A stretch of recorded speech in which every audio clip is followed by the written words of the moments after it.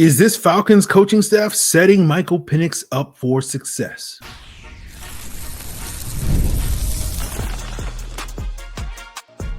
You are Locked On Falcons, your daily Atlanta Falcons podcast.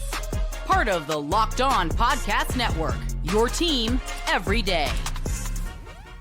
Welcome back, everyone, to another illustrious episode of the Locked On Falcons podcast. I am your humble host, Aaron Freeman, and Locked On Falcons is, of course, your daily Atlanta Falcons podcast. It's part of the Locked On Podcast Network, now the number one sports podcast network in America, in the world, in the solar system. And of course, that means it's number one in the galaxy, ladies and gentlemen. And, you know, we're taking this all the way to the entire universe, right? You know, we're coming for you, Andromeda Galaxy, right? We got the Milky Way unlocked, but we're coming for you. But that being said, Locked On Falcons is presented to you today by Gametime. Download the Gametime app, create an account, and use code LOCKEDONNFL for $20 off your first purchase. Today's Locked On Falcons, we will be scrutinizing and discussing Michael Penix's support system inside the building, talking about a now viral clip. If you're a Falcon fan or Falcon media person that you've probably seen in the last 24 hours, if you haven't, we'll catch you up. And then, of course, you know, Falcons do have a game this weekend. We'll talk a little bit about, you know, that and how they turn a must-win game that we've been discussing all week long here on Locked On Falcons and the Falcons squad show on Locked On Sports Atlanta. How do they turn a must-win game into an actual, win game? So we'll get into all of that, guys. But we appreciate all of you that are everydayers of this podcast. You are the reason why Locked On is the number one sports podcast network in the galaxy. And all you got to do to become an everydayer so that you can make this humble podcast your first listen each and every day is subscribe or follow for free on YouTube or wherever you listen to podcasts. So, of course, I'm Aaron Freeman, joined today by Jarvis Davis of Locked On Sports Atlanta. And let's get into this whole support system that Michael Penix does or does not have. Again, that sort of viral clip, I've seen it everywhere. I've seen it on Twitter. I've seen it on Reddit. I've seen it on all the places. And we'll paraphrase a little bit of it.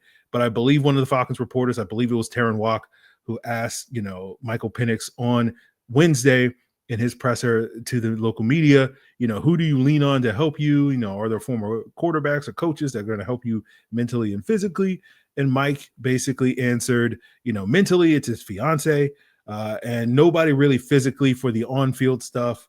You know, he does have former quarterback coaches from back home that reach out to him that tell him to clean up certain things. But everybody is reacting and reading into the omission that Michael Penix, when answering that question, did not name anyone inside the building. So, Jarvis, I'm sure you saw the clip. Yep. What do you make of that whole situation?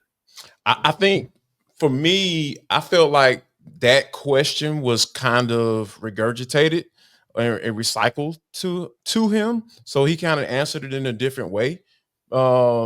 Because he talked about, you know, early on in the press conference about where, you know, like about getting it right and doing the necessary things that his coaches had given to him to work on, right? So I think by the time he was asked this question, he was talking about mentally and physically. And he said mentally, you know, his fiance. As a married man, yep. That would have probably been my answer too, because I can't depend on my coaches for 100% of who I am as a person and as me. Like it's not the case. And it's never been the case, you know, even when I played, you know, in college and stuff like that. So you have your support system you have in life. And then, yeah, the guys that are paid to coach you, they're going to coach you. And I feel like he answered that question from a standpoint of his personal circle.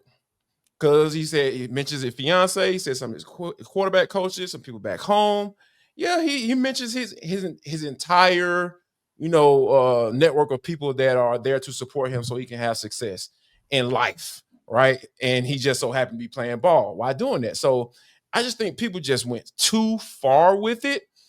You know, when it comes to taking like that small clip and coming to that conclusion, I can see how you come to that conclusion if you just watch that clip. watch the whole press conference, you kind of see how it morphed into a more personal, conversation, so to speak. And I think that these are the type of things, when you get this type of backlash, it's going to cause him to go into cliche mode, right? Like when people respond to a player being real, quote unquote, real, and answering questions, like real, like genuinely answering your questions, and you get this type of response, this is going to be one of those deals where he's going to be like, yep, let's just go ahead and get 1% better every day. Yeah, I work with DJ and Kurt, he helped me out, all this stuff. That's what you're going to get. And I think it's truly unfortunate, because I feel like Mike is a genuine dude, and I think he was genuinely answering that question, and for it to be twisted a little bit to make it seem like, to justify how everyone's feeling, which is fire everybody, I think it's a little weak sauce, man. Like, come on. Like, let's talk. If you want to fire Zach Robinson, fire him for not having a counter for when people stop the run. Fire him for consistently being inconsistent on third downs or being awful on third downs. Like, let's have that conversation. Don't say, oh, he can't even count on his quarterback coach.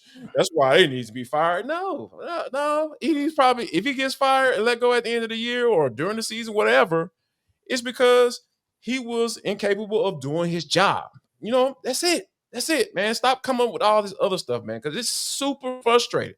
And just to give y'all a little peek into my thought process in my mind, I sent a tweet out the other day. And I said, yeah, X is a place for people who want to gather around and be miserable. And I feel like this is a prime example of that. Like, you really think that 12 to 13 second clip is the reason why somebody should be fired as a head coach or the OC or whatever, or a special team coordinator, whatever? Like that one clip, that's what changed your mind? Man, we got 9 games of doggone proof of why. We can go to the tape, man. It's plenty of reasons you can find there to get rid of some of these cats, right? And have that conversation.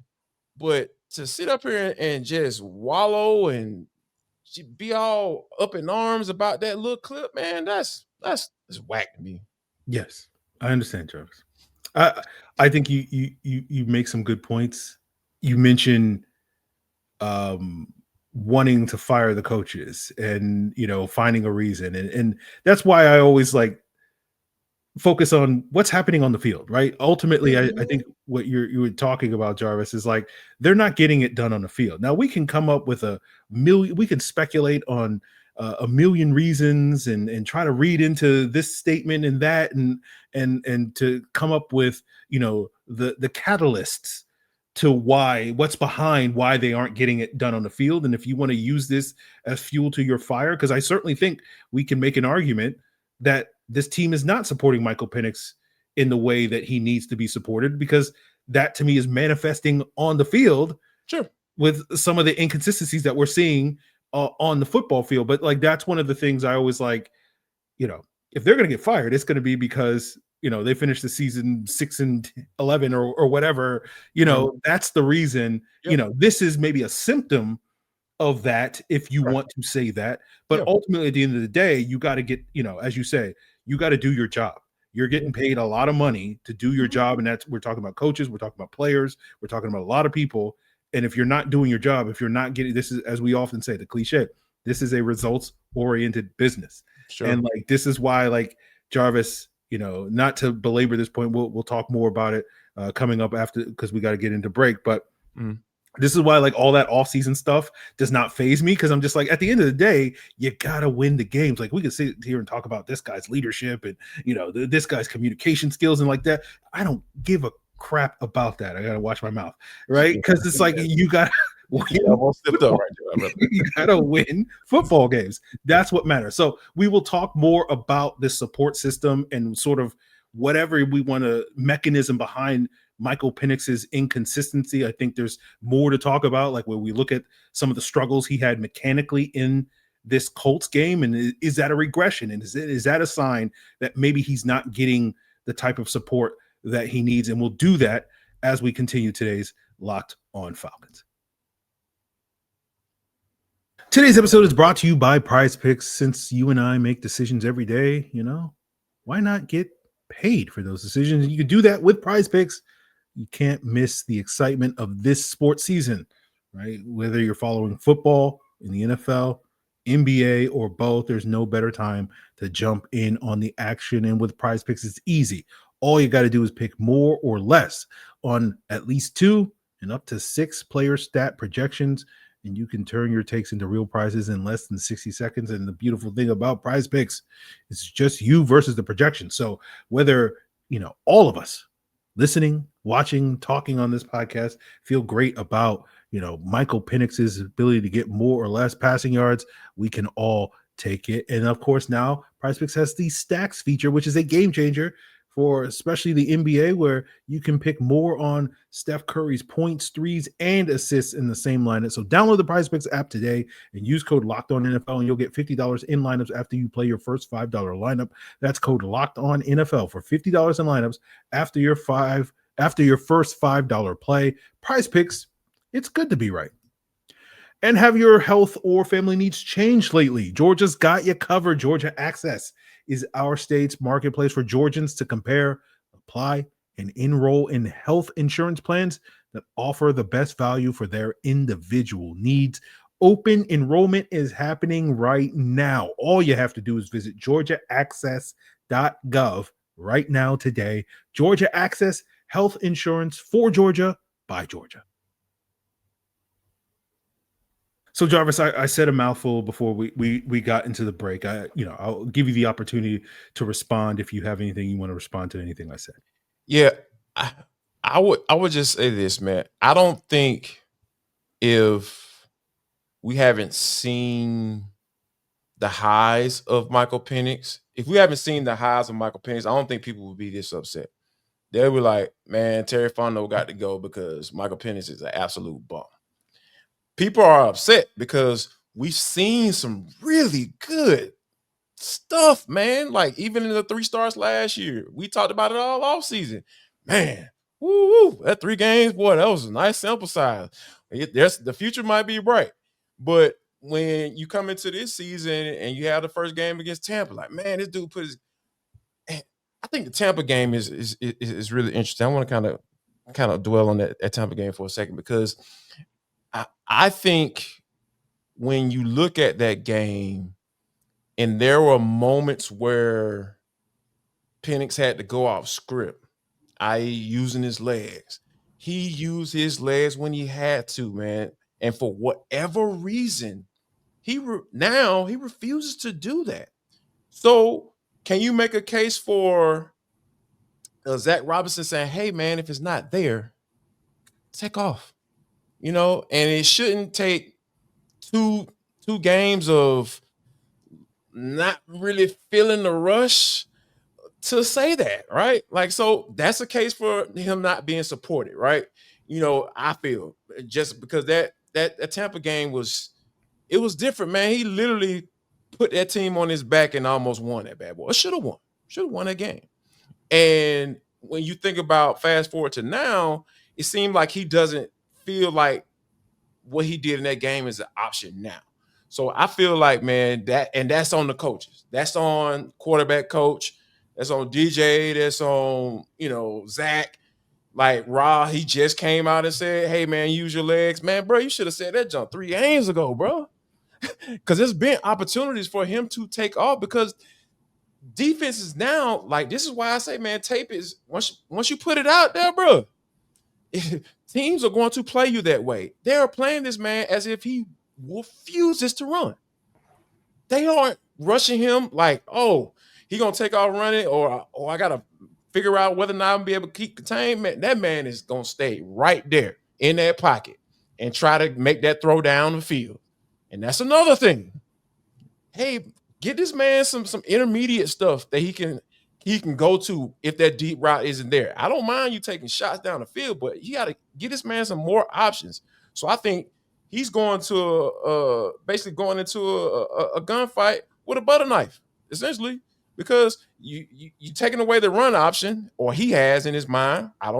Can't figure that one out, and then you're not giving him enough route concepts to say, hey, if that shot is this is a shot play right here, but if it's not there, you got Kyle Pitts on the drag or whatever. You know what I'm saying? Like, so I think, overall, man, there are some things that we're upset. I'm upset too, but we're upset because we've seen this dude do some really good stuff and we feel like it's something there.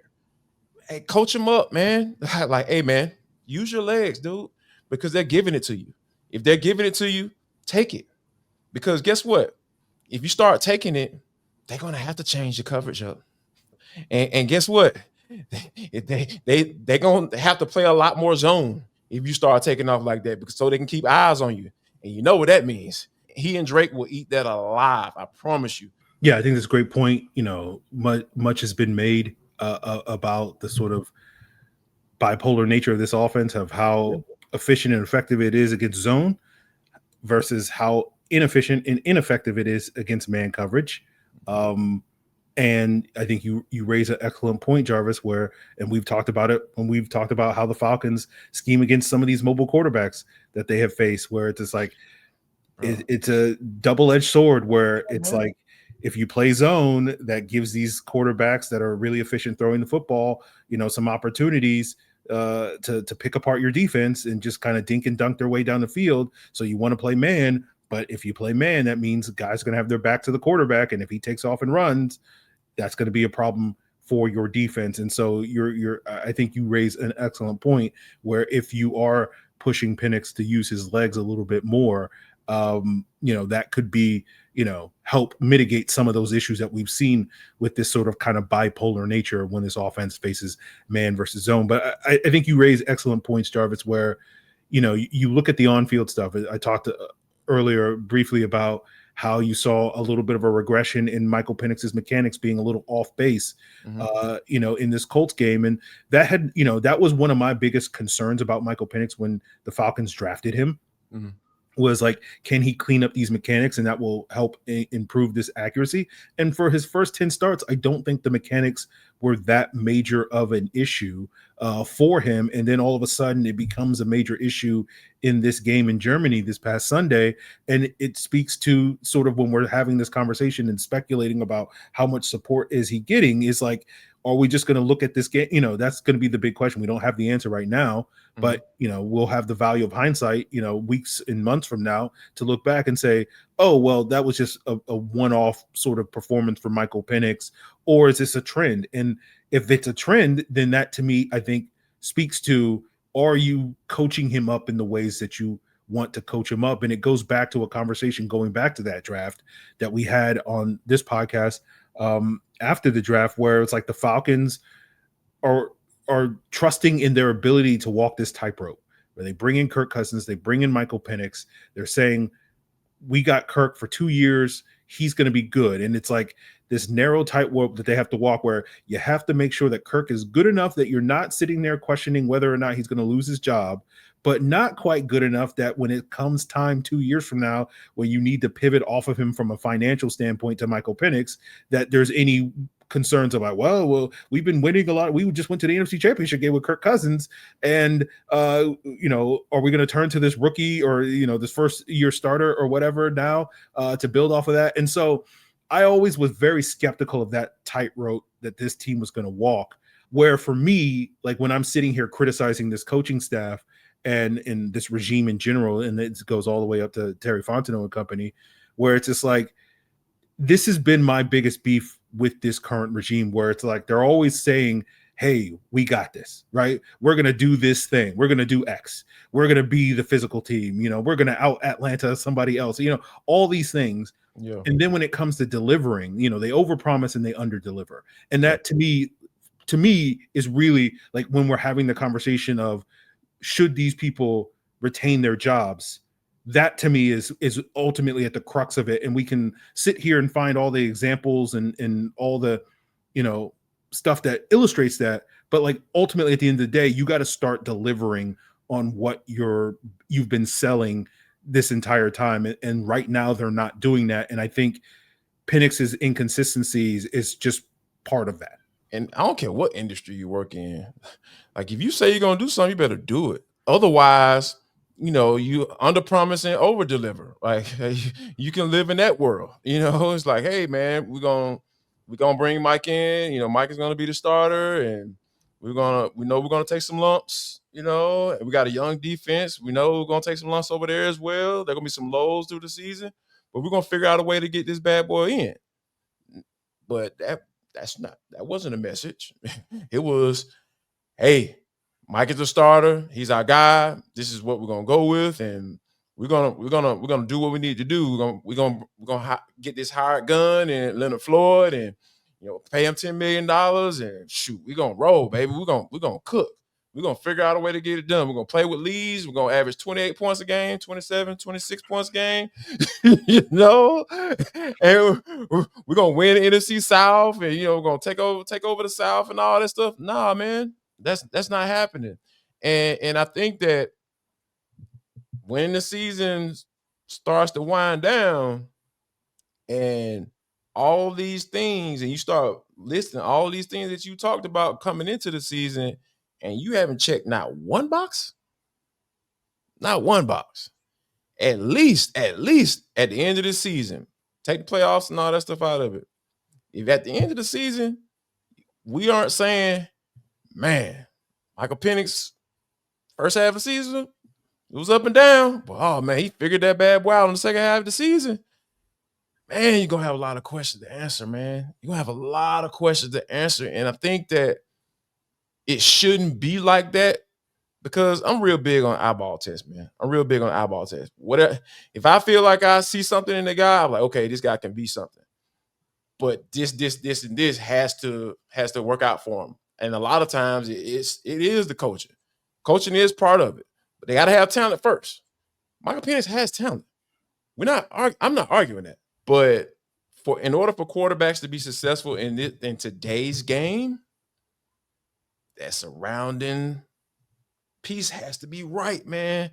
That offense, that OC play caller and quarterback relationship, man, these cats got to be dang near in a relationship with each other. Pause.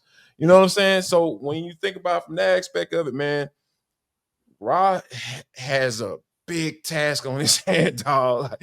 He has this probably going to be his biggest test as a head coach, and big enough to the point where this is probably going to determine whether or not he ever gets a shot to be a head coach again.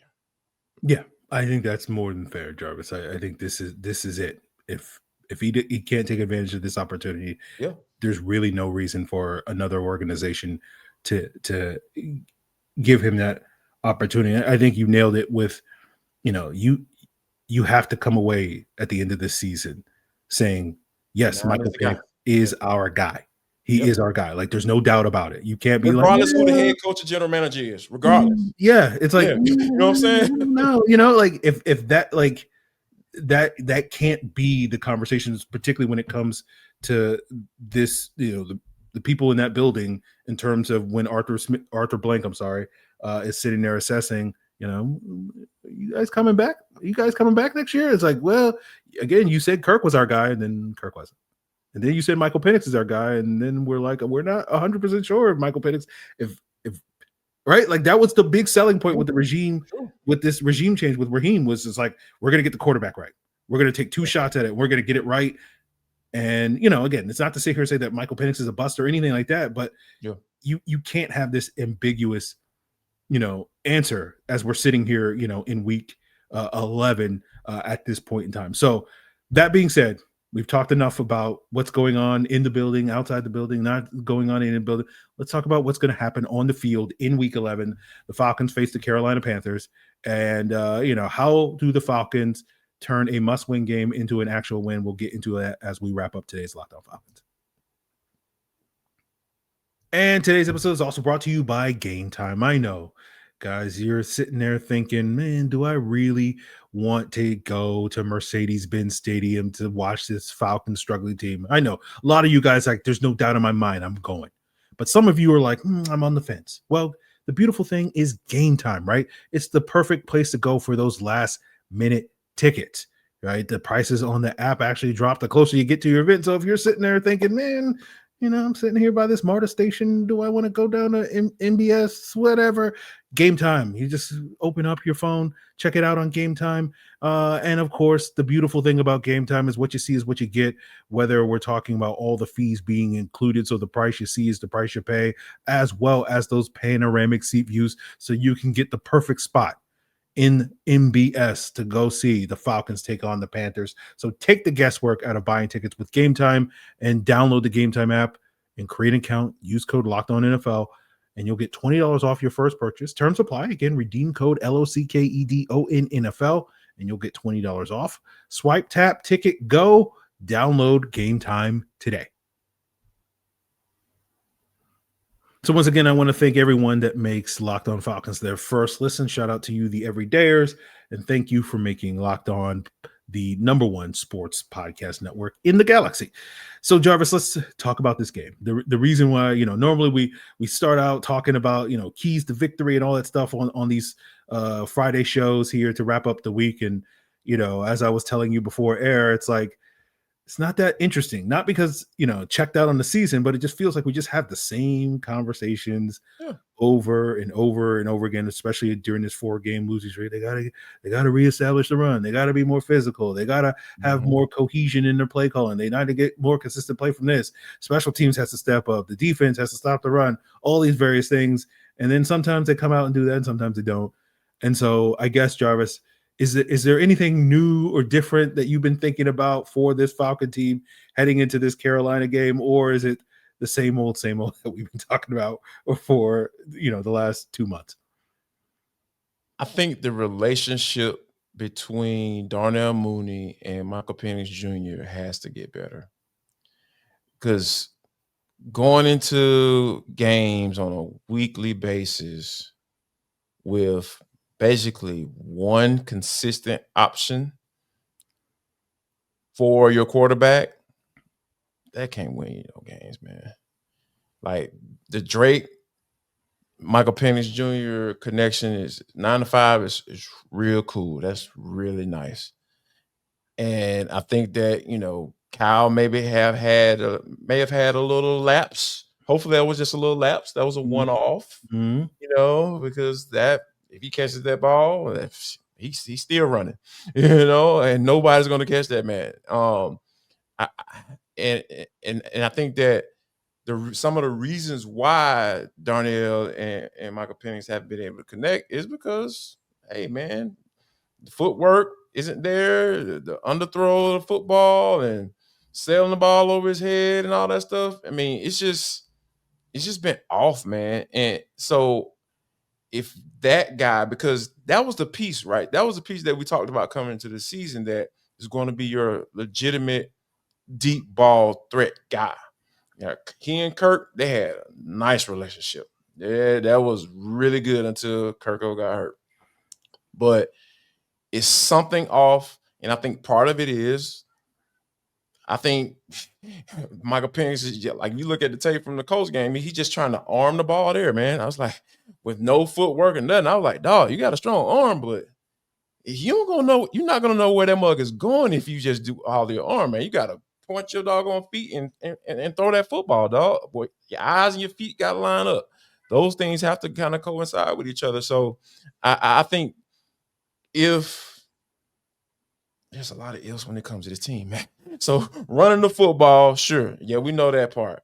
But man, if he's somehow, some way can figure out a way to get the ball to Darnell Mooney and get him involved, that's going to open up a lot of things for this offense. And I know people have seen the success with Drake in the red zone. Man, imagine if they get one going.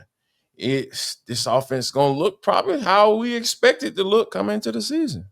Yeah, I agree 100% with that, Jarvis. Like, you go back to that Colts game, there were times where, Penix was trying to get the ball to Darnell Mooney, and Darnell Mooney was letting him down. That big drop at the end of the fourth quarter is one of the most egregious drops I've ever seen.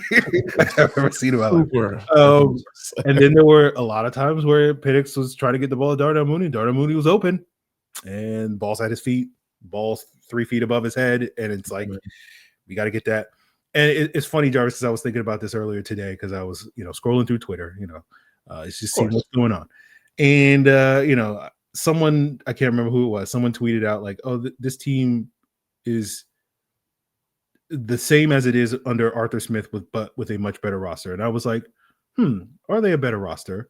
And I thought about it for 15 seconds. I'm like, yeah, they are a better roster than they were at the end of the Arthur Smith era in 2023. But I was thinking about like which areas and which part of the roster are better or different. And you talk about Darnell Mooney, who was outstanding last year. And I think back to that 23 roster, which had Drake London. And then, the number 2 wide receiver was a big issue on that team. And the number 2, in the second half of the season, it was supposed to be Mac Hollins, but it wound up being Van Jefferson. And basically what I'm saying, the Darnell Mooney that you're getting this year ain't any better than Van Jefferson. And fair. That's a problem. Like that's a problem. And if you can't get, is he going to be as good as he was a year ago at this stage? We're 10 weeks, probably not, but we got to get out of Van Jefferson territory. Yeah. You can't be Van Jefferson, bro. Like, you can't go from sugar to, what? I understand you broke a collarbone, and apparently that was breaking news this week. Raheem Morris was on a local radio station here in town, and he said, hey, he had a broken collarbone. Oh, I thought it was his shoulder. It's just little stuff like that, man. It's like, okay, like, why y'all hide that? It's just little things like that. But anyway, going from being like, oh, this contract, you just some value, man. Terry Fontenot doggone got some great value with this signing, to, man, he looked like a dude that the Falcons ran out of town. Like, he can't be. You got to find the balance, man. I think that's speak to this team, because we don't know what team we're gonna get week in and a week out. Like, where's the floor? Can the floor be up just a little bit? Y'all look like world beaters against the Buffalo Bills, and then go out there and lay an egg like against the Panthers on the road. It's like, who are you? Who are you? That's the question that's going to need to be answered on Sunday against the Panthers, against a division opponent, a game you got to win. Like, who are you? And not this whole out Atlanta, man, bump all that, dog. Like, put it on the field. That's going to answer my question. Whatever they put out on the field on this Sunday, because there's no more must-win game than this one. 4-game losing streak. You at the crib. How many people gonna be in that mud on Sunday? Shout out to Gametime. Bro. Hey, man, look, the Falcons will be defined in Mercedes-Benz on Sunday. I can guarantee you that. There you go. So we will see who this team is come Sunday. We'll be breaking it down here on Locked On Falcons and, of course, Locked On Sports Atlanta. An hour and a half of post-game reaction on both sides, both channels here, part of the Locked On Podcast Network. Your team every day, the number 1 sports podcast network in the galaxy. Myself, Jarvis Davis, Tanitra Batiste, coming at you on that Falcon Squad post-game. So make sure you subscribe or follow for free on YouTube or wherever you listen to podcasts so you don't miss it. And of course, in the meantime, if you want to get geared up for the rest of this week 11 action, Locked On NFL is going to have you covered. It is all part of the Locked On Podcast Network, your team every day.